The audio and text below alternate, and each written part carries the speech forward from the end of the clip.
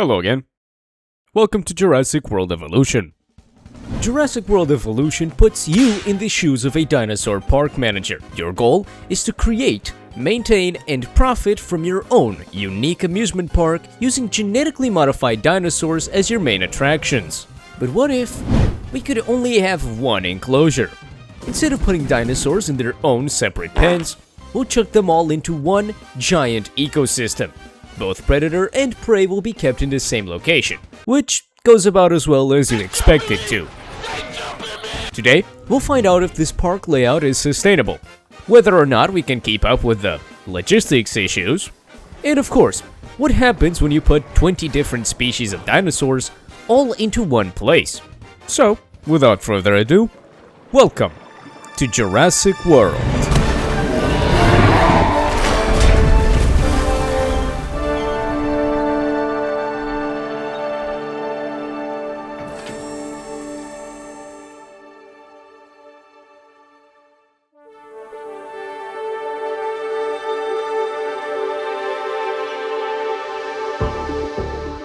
Our story starts in Arizona. We have chosen this location for our park for one simple reason. There is literally nothing else to see in Arizona, which means more profits. Besides that, this map is large, open, and flat, which is also how I would describe your mother, which is essential for our plan. If we're going to build one massive enclosure, we're gonna need as much open space as possible. We start off with a small loan of $32 million, which I wisely spend on setting up the essentials to running our park. Soon after building and powering our first infrastructure, I head on to the scientist menu to hire some scientists. After hiring the cheapest, best scientists from around the globe, I began researching improved power technology, and with that done, I could build myself a power station. And then, a storm hit. Okay. When that was done, I started building the beginning of our super enclosure. It may not be much now, but soon it will expand beyond our wildest dreams. We then set up our first viewing galleries and our very first hatchery. Using the expedition screen, we quickly research, synthesize, and hatch our first batch of dinosaurs, a small group of Struthiomimus. Now, these guys are cool, but they're not gonna rake in the big bucks. For that, we need something bigger, cooler, more teeth. We need more teeth. So, after opening the park, we sent out an expedition to unlock Ceratosaurus. Not long after, we synthesize and incubate our first batch of these big guys. And this will bring in visitors.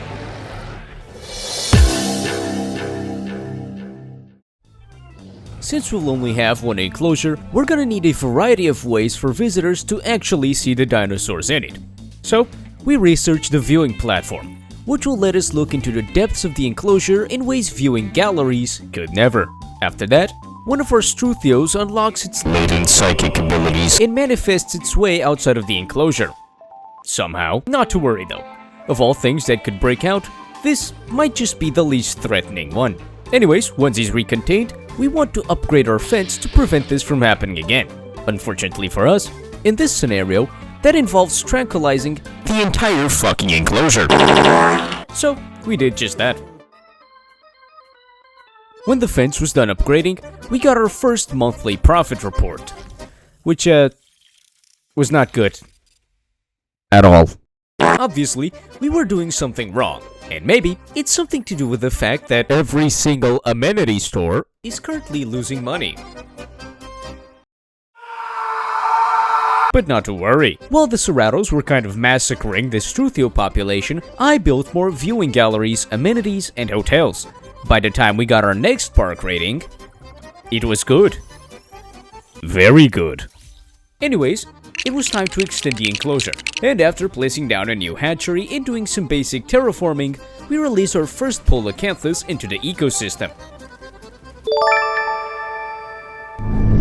We were doing well, but I wanted more money. To do this, I was going to introduce more carnivores into the ecosystem, starting with Proceratosaurus, the professional version of Ceratosaurus. First, I upgraded my science center. This research allowed me to extract more fossils at one time, making unlocking new genomes far easier. It was also around this time where I booked first row tickets for a Polacanthus fight.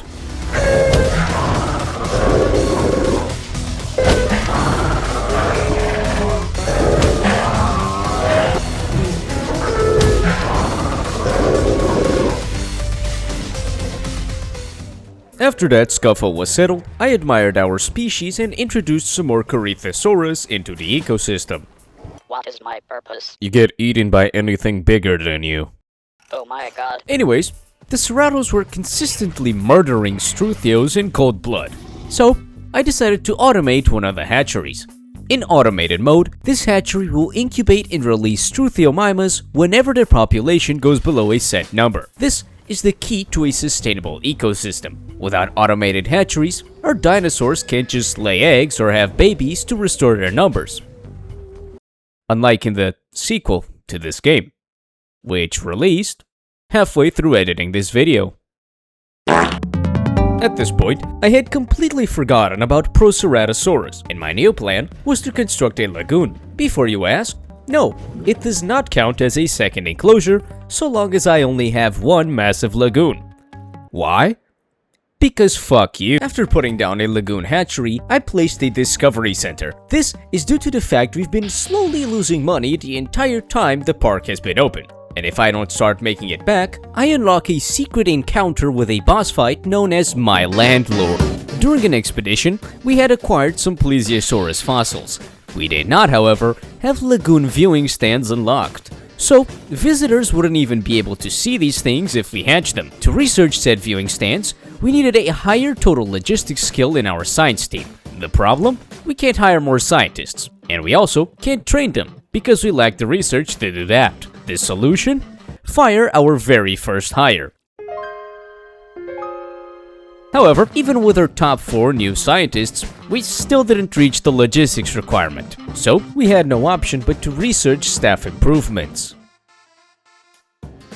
After expanding our enclosure, I put down the start of our monorail system. This is going to allow us to perform a pro gamer trick. Since the monorail can bring guests over enclosures, we can split our park clean down the middle with the ecosystem, without worrying about losing valuable space for attractions and guests. Pretty genius, huh? After finishing the monorail system and placing down yet another hatchery, we opened the way into the new section of the enclosure and finally released our Proceratosaurus.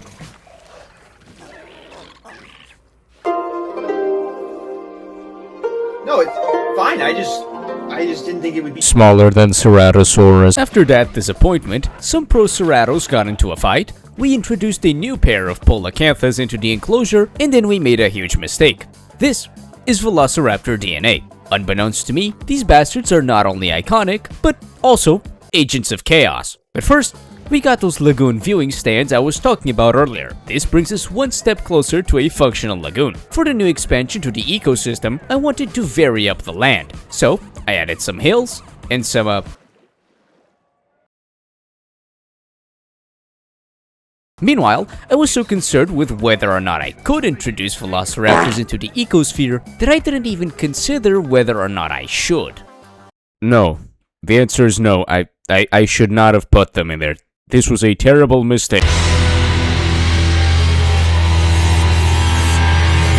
Velociraptors are what we in the business call a killing machine, and they decided to make it everyone's problem. Upon releasing the Velociraptors, they decided to start moving like Prime King Von, wanting smoke with quite literally everything in their immediate vicinity. Rangers? Check. Other raptors? Check. Anything that made the mistake of existing near the raptors? Double check. On the upside, we can finally open our lagoon by introducing the Mosasaur. Unfortunately, I can't focus on him just yet, as the raptors are busy starting a fucking gang war. This is the raptors' territory, and this is the Proceratosaurus territory.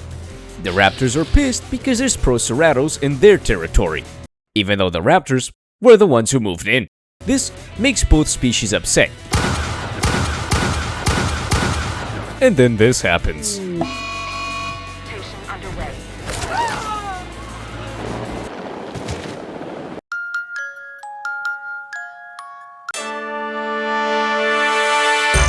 This was a mild security concern. And guess what happened not even 2 minutes later? The Proceratops broke out again. Now sure, you can't have a Jurassic Park without at least one dinosaur breakout, but for us, these events are catastrophic. If one thing in that enclosure escapes, that means everything in that enclosure could potentially escape. And I don't think we could ever recontain them if that happened. So, we need a plan. Don't be fooled by the bright red warning. This is a good thing. Since the dinosaurs were breaking out almost constantly now, I decided to close down the park so I could avoid prepare for a grand reopening. With a budget of $80 million, I could focus entirely on adding new, bigger, and better attractions to the park. So, it was time to expand. The first thing we did is set up 2 major expansions to the enclosure, one for piscivores and one for mostly herbivores. We then started the long and tedious process of replacing the fences with walls. For the unfinished sections, it's simple, but for the areas with dinosaurs, we'll need to be more careful. Before tackling that though, we actually increased our defense budget and placed down new response facilities and paleomedical centers, because we only spare a few expenses. As for the fences, while upgrading, dinosaurs can freely move through the under construction fence, and if multiple fences are set to upgrade at once, they won't upgrade simultaneously. This means we have to upgrade each fence individually. Every last one.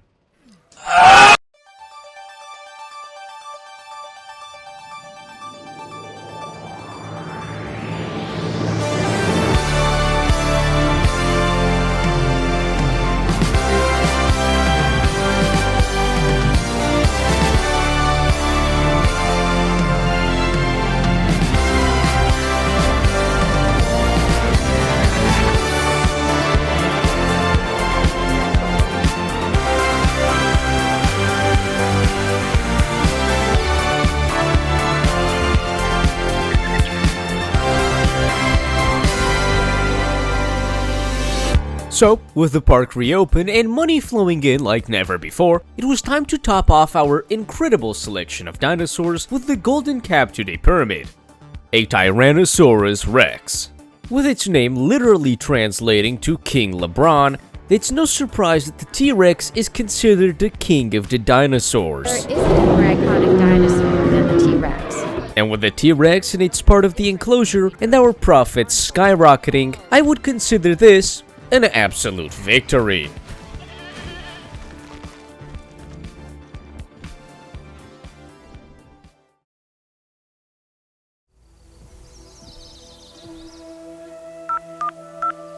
Dr. Patel.